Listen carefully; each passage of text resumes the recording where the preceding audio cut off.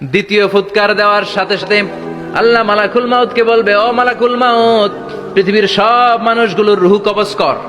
সব মানুষের রুহু কবজ হয়ে যাবে। সব জিনদের রুহু কবজ কর, সব জিনদেরও রুহু কবজ হয়ে যাবে। এবার সব ফেরেশতাদের রুহু কবজ কর, সব ফেরেশতাদের রুহু কবজ হয়ে যাবে। আল্লাহ বলবেন, আখবিরনি মাইয়াবকা, আর কে কে বেঁচে আছে বল।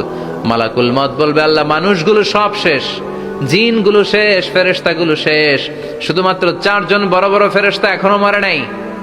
আল্লাহ বলবে, যা জিব্রাইল, মিকাইল, ইসরাফিল, যে ইসরাফিলের ফুৎকারে কিয়ামত হয়েছে ওই ইসরাফিলকেও শেষ করে ফেল। জিব্রাইল, ইসরাফিল, মিকাইল সব শেষ। এবার মহাবিশ্বে কেউ নাই। আল্লাহ বলবেন, আখবিরনি মাইয়াবকা, ও মালাকুল মাউত আজরাইল, এবার কে আছে? কয় কেউ নাই, সব শেষ। কেউ আছে?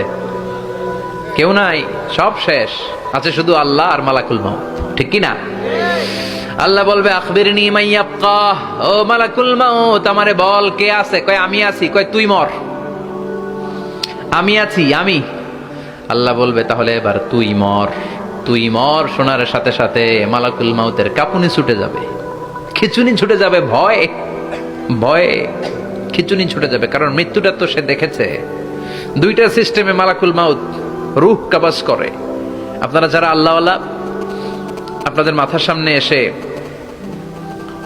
একটা যুবক, সুশ্রী, যত সুন্দর হতে পারে একজন মানুষ, এরকম একজন মানুষের চেহারায় আসবে আপনাদের কাছে। এসে সুগন্ধি পারফিউম মাখা সাদা ধবধবে কাপড় পরে এসে আপনার শিওরে বসবে। এসে খুবই বিনয়ের সাথে, ভদ্রতার সাথে বলবে, ইয়া আইয়াতুহান নাফসুল মুতমাইন্না, ইয়া আইয়াতুহান নাফসুল মুতমাইন্না, ইয়া আইয়াতুহান নাফসুত তাইয়্যিবা, হে পবিত্র আত্মা, বেরোয় আয়। বলার সাথে সাথে আপনার রুহুটা স্মুথলি বের হয়ে যাবে।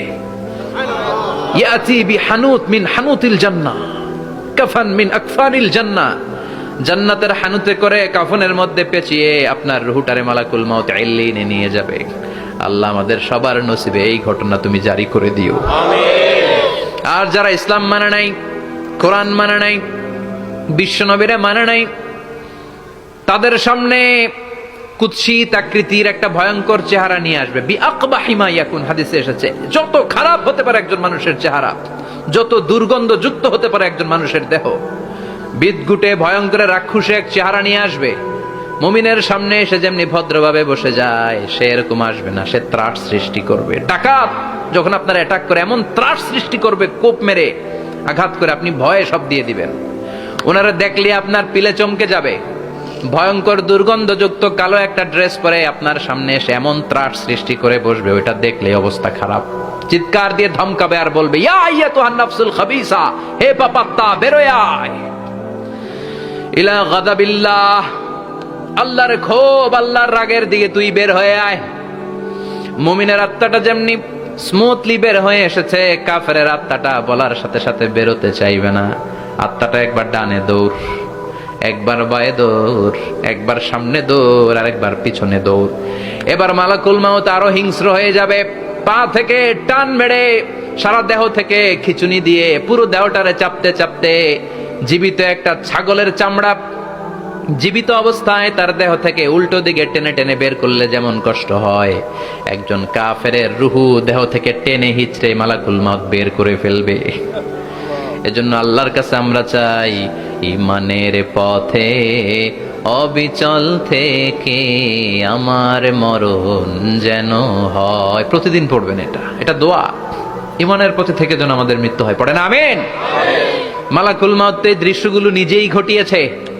তার জানা আছে মৃত্যুর কত কষ্ট। আল্লাহ বলবেন মর, বলার সাথে সাথে কাঁপুনি ছুটে যাবে। আল্লাহ বলবেন কেঁপে লাভ নাই, মর, মরতে হবেই। কারণ কুল্লু নাফসিন, everyone has to take the test of death.